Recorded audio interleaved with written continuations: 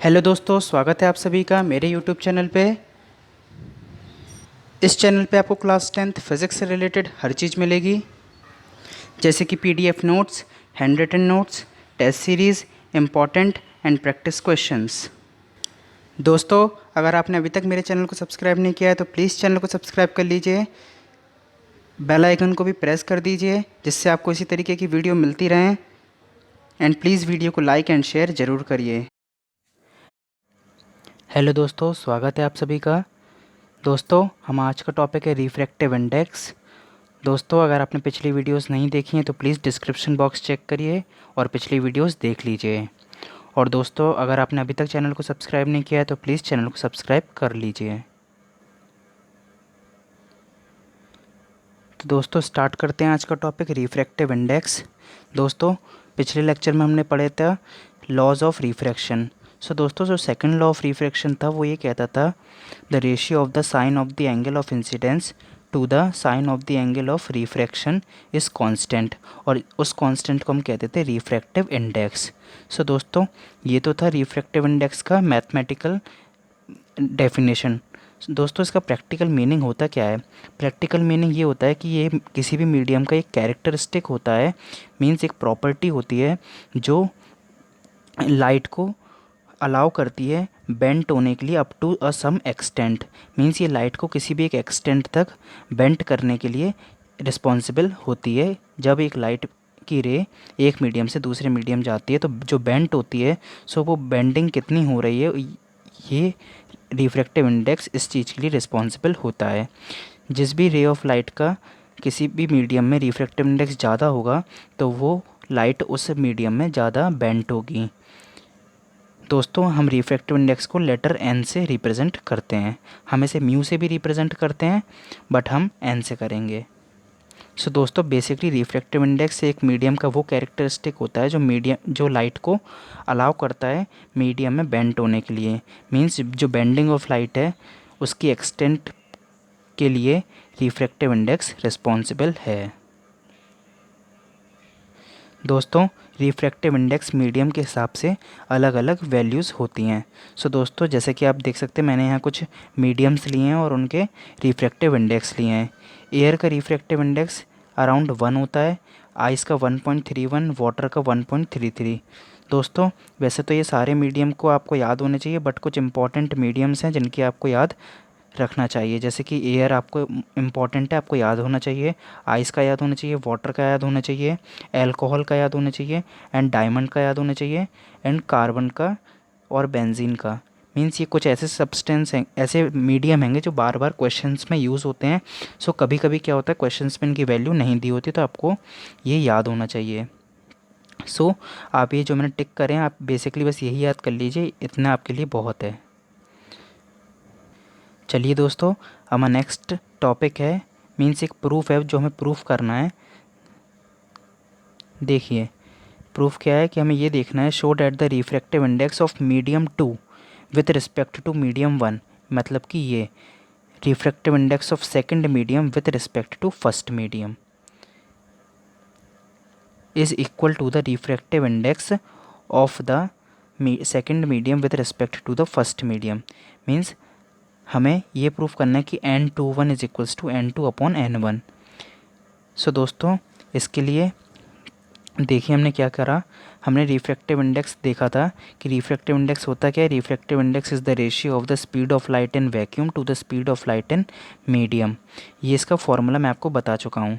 सो दोस्तों, आप इसी फॉर्मूले को देखिए, तो ये एन एम है, वो रिप्रेजेंट कर रहा है refractive index of a medium, c यहाँ पे रिप्रेजेंट कर रहा है speed of light in vacuum, और वी रिप्रेजेंट कर रहा है speed of light in medium.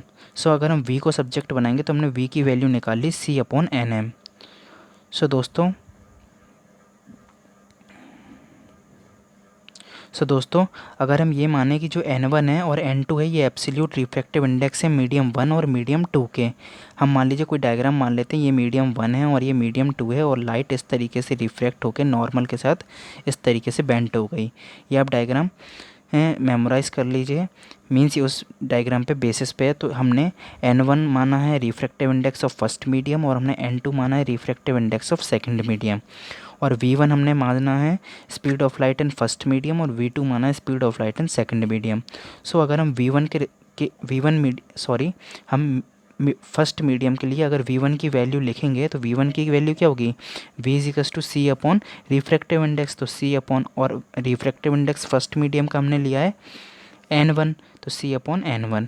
Similarly अगर हम मतलब मीडियम 2 के लिए लिखेंगे तो v2 is equal to c upon n2। और हमने जब इसमें स्नेल्स लॉ अप्लाई किया, स्नेल्स लॉ क्या होता है, स्नेल्स लॉ बेसिकली आपका सेकेंड लॉ ऑफ रिफ्रैक्शन होता है, उसको हम स्नेल्स लॉ कहते हैं।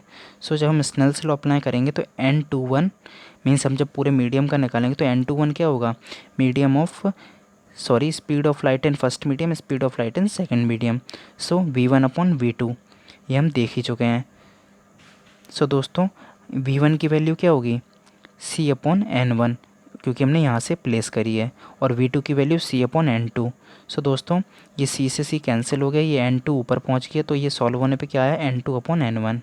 दोस्तों ये जो फॉर्मूला है speed of light in medium 1 और speed of light in medium 2, ये फॉर्मूला हैगा रिलेटिव रिफ्रैक्टिव इंडेक्स का। अभी रिलेटिव रिफ्रैक्टिव इंडेक्स इसी को ही कहते हैं जो रेशियो आता है speed of light in first medium और speed of light in second medium. पर जब जो ये मीडियम 1 है इसको हम फिक्स कर देते हैं, मतलब हम इसको एयर से फिक्स कर देते हैं, मींस जब हम इसको फिक्स कर दें और ये एयर ही है और मीडियम 2 चाहे कुछ भी हो, सो जब हम रिफ्रैक्टिव इंडेक्स निकालते हैं तो उसको हम कहते हैं एब्सोल्यूट रिफ्रैक्टिव इंडेक्स।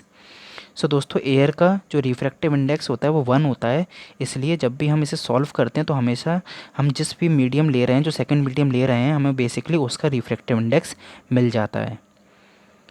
सो दोस्तों आप देख सकते हैं सॉल्व होने पे क्या है, n21 आया, n2 अपॉन n1। सो दोस्तों ये प्रूव हो जाता है कि thus the refractive index of medium 2 with respect to medium 1 is equal to the ratio of the refractive index of medium 2 with respect to medium 1। So दोस्तों ये थी derivation.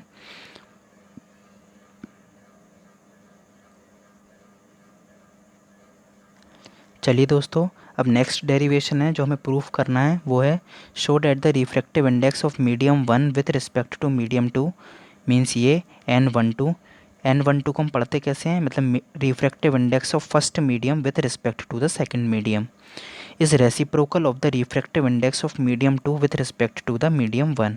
Means ये इसका रेसिप्रोकल होगा किसका, refractive index of second medium with respect to the first medium.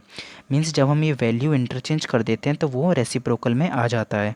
हमें इस चीज़ को बेसिकली प्रूफ करना है, इसी चीज़ को ये स्टेटमेंट में लिखा हुआ है। सो दोस्तों स्टार्ट करते हैं। सो दोस्तों पहले आप ये डायग्राम देख लीजिए। ये डायग्राम में हमने एक ग्लास ब्लॉक लिया है, ग्लास ब्लॉक से हमने रे पास कराई। सो आप देख सकते हैं ये जो हमने नॉर्मल ड्रॉ किया, सो आप देख सकते हैं यहाँ पर एयर है और यहाँ ग्लास है। ये जो आपको ब्लू कलर का दिख रहा है ये ग्लास है। सो ये ग्लास एक डेंसर मीडियम है और एयर एक रेयरर मीडियम है। तो जो लाइट आई है वो नॉर्मल की तरफ को शिफ्ट हो चुकी है, मींस जो लाइट है वो अपने पाथ से डेविएट होकर नॉर्मल की तरफ बेंट हो चुकी है। तो मींस यहाँ पे पहली बार रिफ्रैक्शन हुआ, फिर दोबारा रिफ्रैक्शन सी पॉइंट पे हुआ।